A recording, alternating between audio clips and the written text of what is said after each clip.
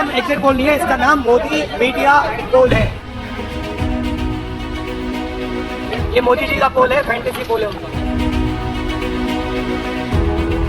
सिद्धू मूसेवाला का सॉन्ग सुना आपने? 295।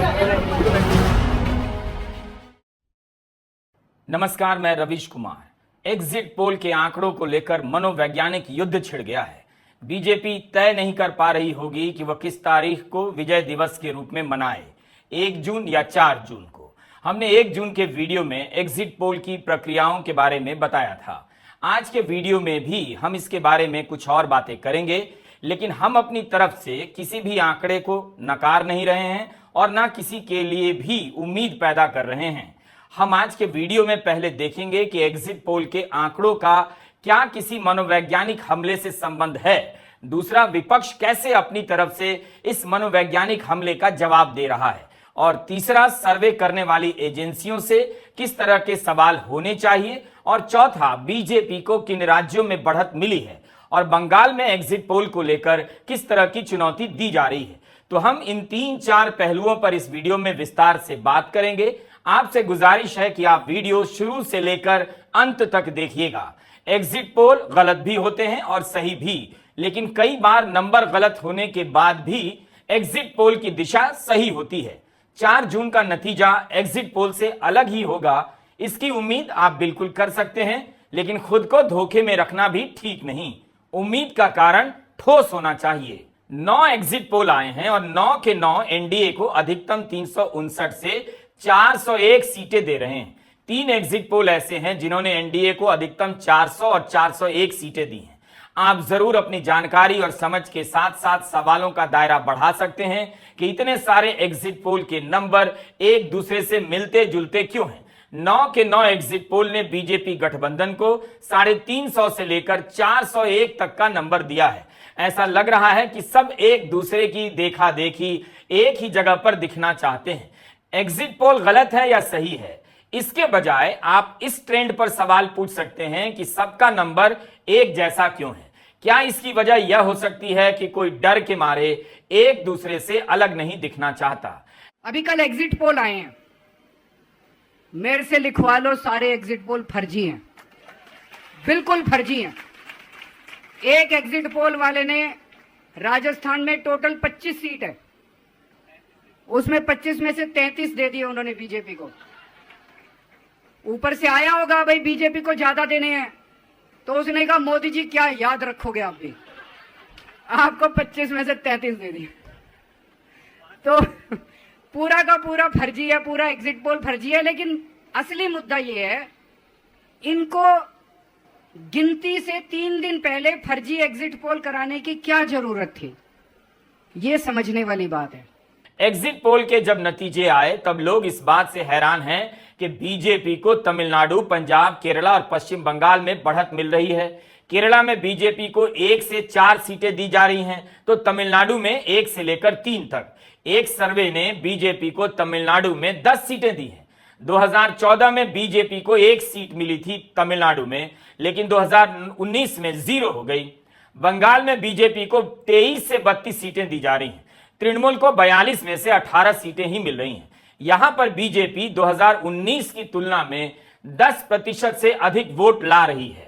2021 के विधानसभा चुनाव में इंडिया टुडे ने अपने एग्जिट पोल में बीजेपी को 134 से 160 सीटें दी थी, यानी उसकी भी सरकार बन रही थी। असल में बीजेपी को 77 सीटें आईं। यह एग्जिट पोल एक्सिस माई इंडिया का था। रिपब्लिक जन भारत सर्वे ने बीजेपी को 165 से लेकर 182 सीटें दी थी। इंडिया टीवी ने 173 से लेकर 192 सीटों का रेंज बताया।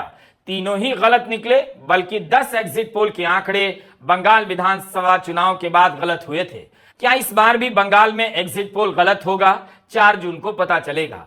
तृणमूल कांग्रेस की राज्यसभा सांसद सागरिका घोष ने कहा है कि जिस तरह डर का माहौल है, क्या कोई भी सर्वे कंपनी बीजेपी को बहुमत से कम आंकड़ा देने की हिम्मत कर पाएगी?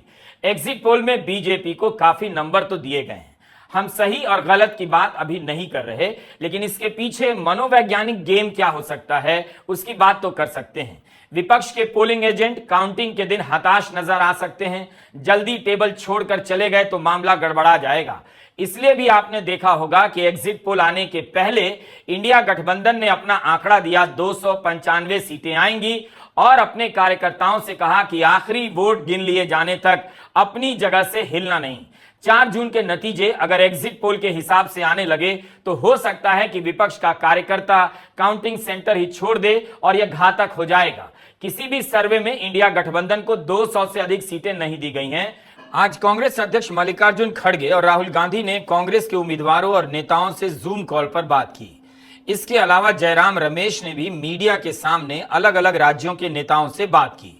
राजस्थान से गोविंद सिंह डोटासरा, असम से भूपेंद्र कुमार वोहरा, पंजाब से प्रताप सिंह बाजवा ने वेबिनार के जरिए प्रेस को अपना फीडबैक दिया। कांग्रेस भी बताना चाह रही है कि वह एग्जिट पोल से मनोवैज्ञानिक दबाव में नहीं आई है। ऐसे ही हवा में भरोसा नहीं जता रही कि जीतेगी। एग्जिट पोल का कुछ तो असर हुआ है। विपक्ष जान गया है कि 4 जून तक किसी भी तरह से मोर्चा बांधकर रखना है। उसका आत्मविश्वास भी है और उसका अविश्वास भी। कर्नाटक के उप मुख्यमंत्री डीके शिवकुमार ने कहा कि राज्य में 2/3 सीटों पर कांग्रेस जीतने जा रही है। ऐसा लगता ही नहीं कि कांग्रेस यहां हार सकती है।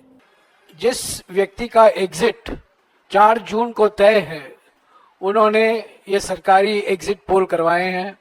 ये बिल्कुल जाली है, बिल्कुल नकली है, बिल्कुल झूठे हैं।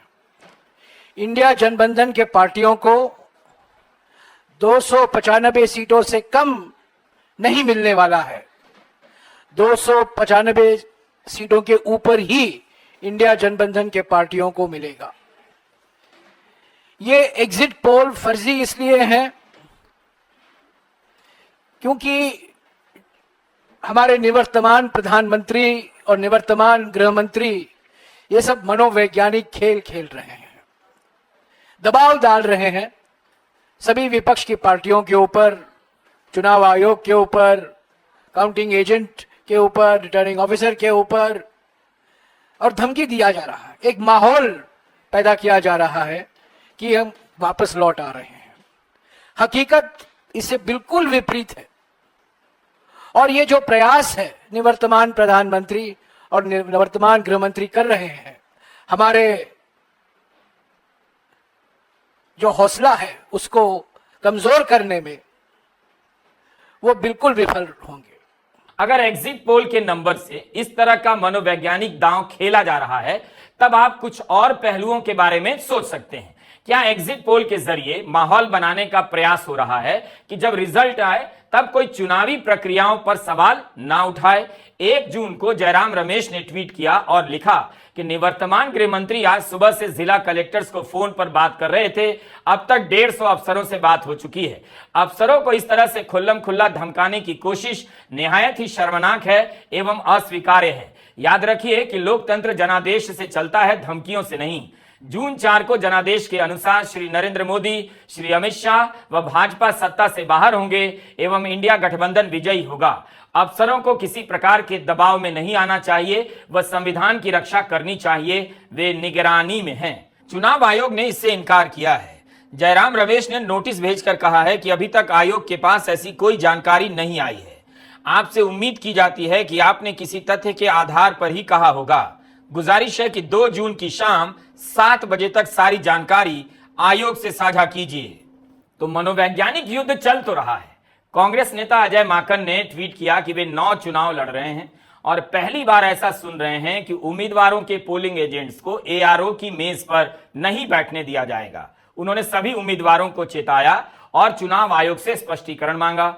इस ट्वीट के नीचे चुनाव आयोग सीईओ के हैंडल से जवाबी ट्वीट में कहा गया कि उम्मीदवारों के मतगणना एजेंट्स को एआरओ की मेज पर बैठने की इजाजत होगी। इसके नीचे अजय माकन ने धन्यवाद देते हुए लिखा कि सुबह तक दिल्ली के रिटर्निंग अफसर इसे मानने को तैयार नहीं थे। तो इस तरह का अलर्ट विपक्ष के खेमे में आया तो है और यह अच्छा है कि आप प्रक्रिया को लेकर पहले से ज्यादा सतर्क हो जाएं। लेकिन अजय माकन का यह ट्वीट यह भी बताता है कि छोटी छोटी चीजों के लिए लड़ना पड़ रहा है। अभी तक चुनावी प्रक्रिया और चुनाव आयोग को लेकर कई सवाल उठ चुके हैं, मगर जब से एग्जिट पोल के नंबर आए हैं ऐसे सारे सवाल पीछे चले गए हैं। चुनाव खत्म हो जाने और एग्जिट पोल के नंबर के बाद भी विपक्ष मनोवैज्ञानिक लड़ाई लड़े जा रहा है।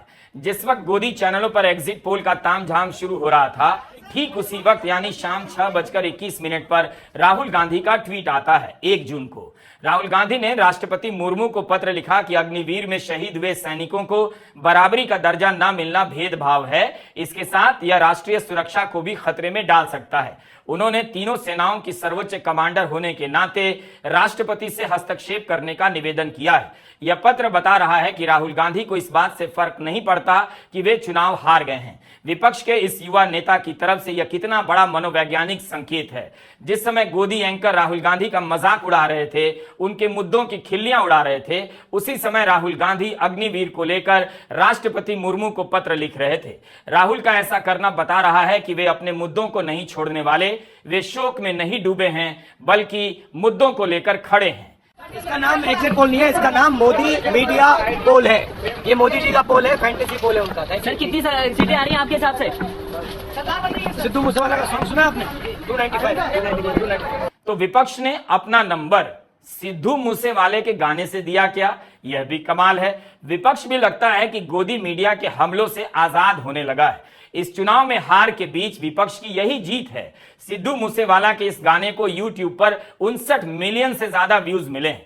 अखिलेश यादव का ट्वीट भी काफी महत्वपूर्ण है। अखिलेश यादव ने एग्जिट पोल की क्रोनोलॉजी समझाते हुए लिखा है कि विपक्ष ने पहले ही घोषित कर दिया था कि भाजपाई मीडिया भाजपा को 300 पार दिखाएगा, जिससे घपला करने की गुंजाइश बन सके। आज का ये भाजपाई एग्जिट पोल कई महीने पहले ही तैयार कर लिया गया था, बस चैनलों ने चलाया आज है। इस एग्जिट पोल के माध्यम से जनमत को धोखा दिया जा रहा है। भाजपाई ये समझ रहे हैं कि पूरे देश का परिणाम चंडीगढ़ के मेयर के चुनाव की तरफ बदला जा सकता है, मगर ऐसा होगा नहीं, क्योंकि इस बार विपक्ष पूरी तरह से सजग है। जनाक्रोश भी चरम पर है। भाजपा से मिले हुए भ्रष्ट अधिकारी भी सर्वोच्च न्यायालय की सक्रियता देखकर धांधली करने की हिम्मत नहीं जुटा पा रहे। साथ ही वो जनता के क्रोध का भी शिकार नहीं होना चाहते हैं। समाजवादी पार्टी के नेता अखिलेश यादव और कांग्रेस महासचिव जयराम रमेश के ट्वीट से इसका भी अंदाजा हो रहा है कि विपक्ष के नेता किन बातों को लेकर आशंकित हैं। ऐसा लग रहा है कि उन्होंने इस एग्जिट पोल का यह मतलब निकाला है कि इसकी आड़ में रिजल्ट घोषित करने की कोशिश की जाएगी, ताकि जनता शक ना करे, क्योंकि 3 दिन में एग्जिट पोल को लेकर माहौल बन चुका होगा कि इतने ही नंबर आने वाले थे और उसी के आसपास आ गए, ताकि कोई सवाल खड़ा ना करे। क्या एग्जिट पोल करने वाली कंपनियों को डराया धमकाया गया होगा? भारत में अगर आप इसका जवाब ना में देंगे तो लोग आप पर हंसेंगे। यहां किसी को भी उठाकर फर्जी मामलों में जेल में डाल दिया जाता है। वैसे देश में कौन इनकार नहीं करेगा कि इन पर दबाव नहीं होगा, लेकिन हमारे पास इसके ठोस प्रमाण नहीं है। मगर हमारे पास सवाल करने के आधार जरूर है, क्योंकि सभी के नंबर भेड़ चाल की तरह दिखते हैं। क्या यह स्वाभाविक रूप से है या किसी परमात्मा की शक्ति से घबराकर एक ही कलम से सारे नंबर एक समान लिखे गए हैं? सवाल आप पूछ तो सकते हैं।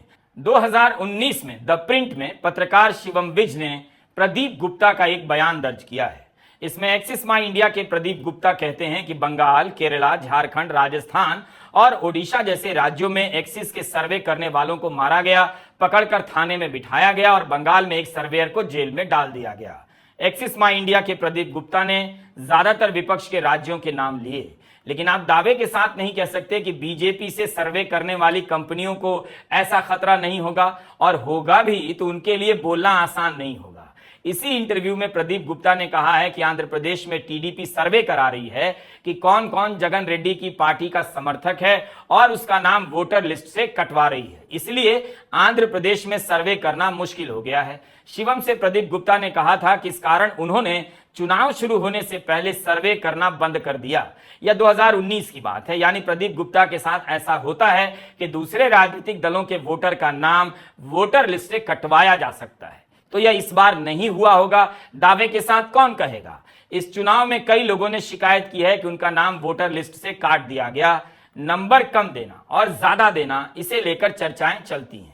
आमतौर पर सर्वे करने वाली कंपनियां विजेताओं को थोड़ा कम नंबर देती हैं, कुछ घटा कर रखती हैं, ताकि ऊपर नीचे होने पर वे सुरक्षित रहें। लेकिन यहां ज्यादातर ने बीजेपी और एनडीए को 350 से अधिक सीटें दी हैं, 3 ने तो 400 से अधिक सीटें दी हैं। क्या इसका माहौल पहले से बनाया जा रहा है?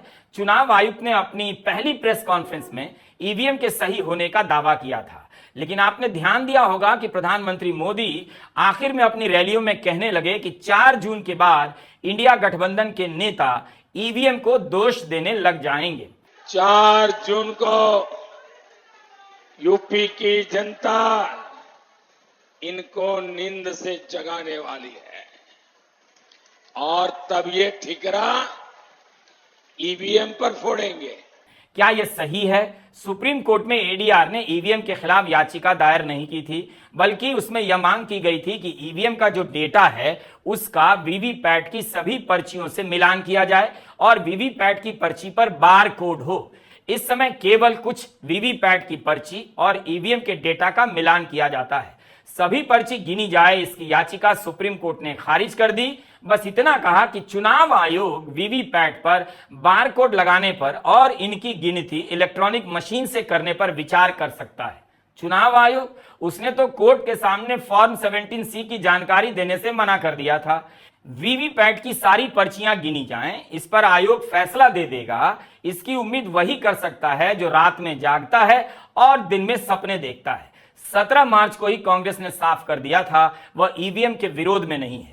कांग्रेस ने इस चुनाव में कई बार कहा कि वह ईवीएम के विरोध में नहीं है। अपने मैनिफेस्टो के पेज नंबर 22 पर भी लिखा है। कांग्रेस चुनाव प्रक्रिया में मतदाताओं का विश्वास बहाल करने का वादा करती है।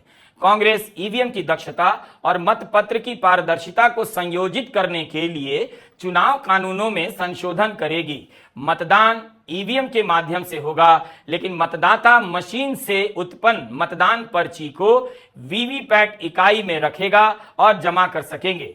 इलेक्ट्रॉनिक वोट का मिलान वीवीपैट की पर्ची से किया जाएगा। कई लोग मानते हैं कि हमें ईवीएम